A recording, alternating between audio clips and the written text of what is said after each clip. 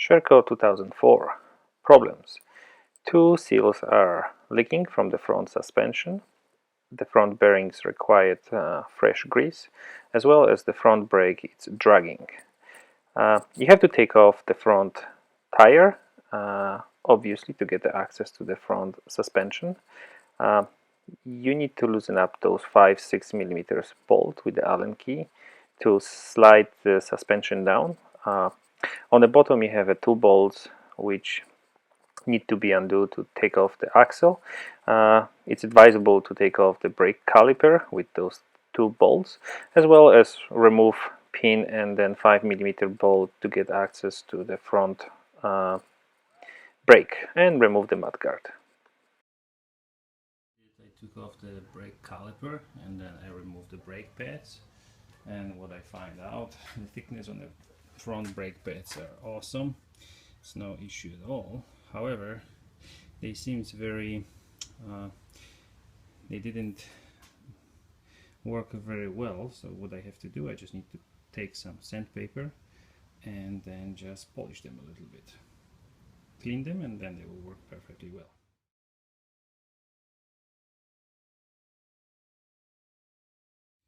So I have here about 180. What I'm going to do, I just take off the old layer, maybe a little bit more, and then put them back. To get access to the tube of the front shock absorber, I need to have a nut, which is about 22 millimeters. So this one is 24, it's too big, so I need to go and do some shopping. See you later. So I have a hard time to take this off, and basically because if I don't, it almost looks like I need the inside Allen key, and then instead of Allen key I just purchased 22 millimeters bolt. I have to put small washer inside, so this one sticks out a little bit, and then this way I'm able to unscrew. The best way actually to take off the front suspension, instead of putting this whole stuff in a vise, I use this one as a vise, and I think this is the best solution. So, well, let's continue. So we took off the top part, and then we took the stuff which was inside, spring and then some plastic tubing. Then we have to take off the bottom bolt out, drain the rest of the oil. This picture is showing two PVC pipe, 1/2 and 2 inch, which they will be necessary to put stuff together. Before we do this, we have to take off the dust seal, the one which I'm showing with the finger. It's a good idea to pray with the flat screwdriver. Then inside you will see a spring, safety spring, which you have to take off with the flat screwdriver. And then when everything is actually dismount, you separate with a quick motion the top and the bottom part. This one is showing my McGyver tools, which is 1/2 and 2 inches pipe. 1/2 I'm using to the main seal, and 2 inch pipe I'm using for the dust seal.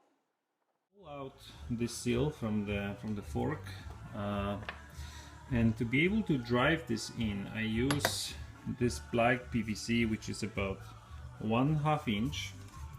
I put on the top. And then hammering down with the hammer, I was able to drive the seal in. The second thing which is left to do is to put this safety spring, which just looks like open. You put this on, you put this in, and then you have to put the dust seal, which goes again from the top down.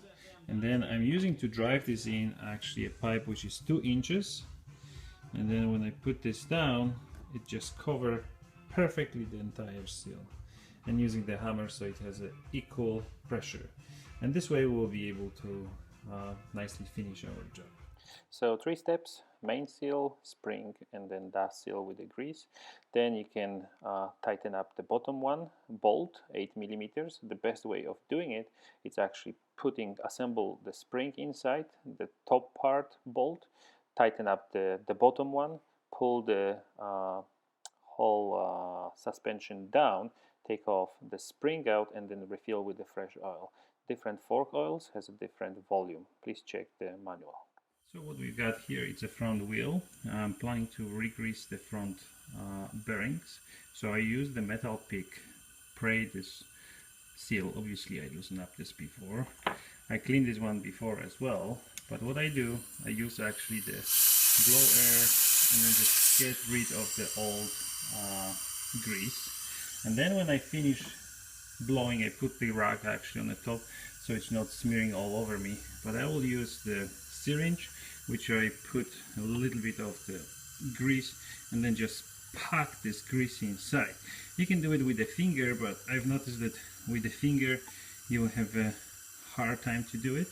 But this way I will go to the other side of the bearing, so making sure that it's nice and full of grease.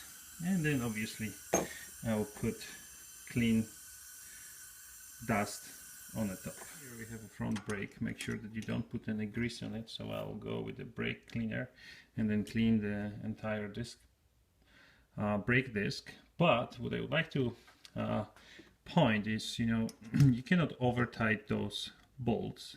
First of all, because I think this is what it's called floating disc, so it has to have a movement. So if it's uneven, your caliper it's actually catching on the disc brake, and then if this one is stiff, and then if you for some reason it's actually uneven, you don't get the action right. Yes, but if this one actually floats a little bit, it will help to accommodate for any kind of the uneven surface. So never ever over tight those 4 bolts. This disc have to move back and forth a little bit and a little bit from side to side. So this is nothing wrong with this. This is basically a design. I can only hope that this short movie was useful for you. Sorry for any imperfection. This is my first movie, but I hope that you'll like it. Use this as a guidance and then use your own experience and expertise. Please visit us at www.mototrialsalberta.com, and I hope to see you soon. Bye.